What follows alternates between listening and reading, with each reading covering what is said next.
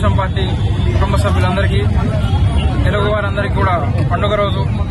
తెలుగువారి ఆత్మగౌరవాన్ని గెలిపిస్తూ పుట్టిన పార్టీ తెలుగుదేశం పార్టీ. అన్నగారు స్వర్గీయ నందమూరి తారక రామారావు గారు ఏ ఆశయంతో అయితే ఈ పార్టీని ఆనాడు స్థాపించారో ఈ రోజుకి 44 వసంతాలు పూర్తి కావడం, ఆ పరంపర అలాగే కొనసాగుతూ ప్రజల్లో నేటికి తెలుగుదేశం అంటే అదే గౌరవం, అదే అభిమానం ఉండడం, ఆ పరంపరని నారా చంద్రబాబు నాయుడు గారు ముఖ్యమంత్రి వర్యులు కొనసాగిస్తూ అభివృద్ది పథంలో ఇన్నాళ్లుగా రాష్ట్రాన్ని నడిపిస్తూ వచ్చారు.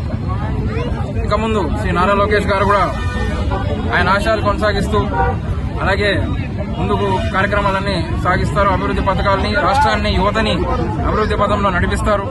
వాటికి సాక్ష్యంగా ఎన్నో కార్యక్రమాలు, ఎన్నో అభివృద్ది పథకాలు, ఎన్నో అభివృద్ది పదాలు ఈ రోజు రాష్ట్రంలో జరిగాయి. ఉద్యోగ అవకాశాలు కానివ్వండి, మెగా డిఎస్సీ కానివ్వండి, ఇండస్ట్రియల్ డెవలప్మెంట్ కానివ్వండి, మన రిలీజ్ అయినటువంటి జాబ్ క్యాలెండర్ కానివ్వండి, ఈరోజు దేశంలో అందరికంటే ఎక్కువగా ఇచ్చినటువంటి పెన్షన్ కార్యక్రమాలు కానివ్వండి, అన్నీ కూడా తెలుగుదేశం ప్రభుత్వం యొక్క అభివృద్దికి నిర్వచనం.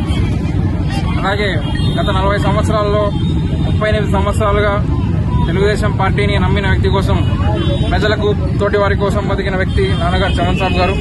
ఆయన ఆశయాలు కొనసాగిస్తూ ప్రజలకు ఎల్లప్పుడూ అందుబాటులో ఉంటూ నాయకుల్ని, కార్యకర్తల్ని సమన్వయం చేసుకుంటూ ఎల్లప్పుడూ ముందుకు కొనసాగుతామని, ఆయన ఆశయాలు కొనసాగిస్తామని సభాముఖంగా తెలియజేస్తున్నాం.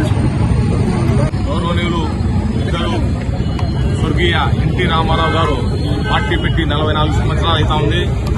అదే బాటలో నారా చంద్రబాబు నాయుడు గారు కూడా పార్టీని పోసుకుంటూ ఈ రోజు అధికారంలో తీసుకుని వచ్చిన ఘనత నారా చంద్రబాబు నాయుడు గారిది. యువగలం పాదయాత్ర చేసి నారా లోకేష్ బాబు గారు యువగలం పాదయాత్రతో ఈ రోజు 2024లో అధికారం తెచ్చి పార్టీని బీసీ, ఎస్టీ, బీసీ మైనార్టీని ఈ రోజు పెద్దపీట వేసిన ఘనత ఎన్టీఆర్ గతంలోని కూడా నేను తెలియజేసుకుంటాను.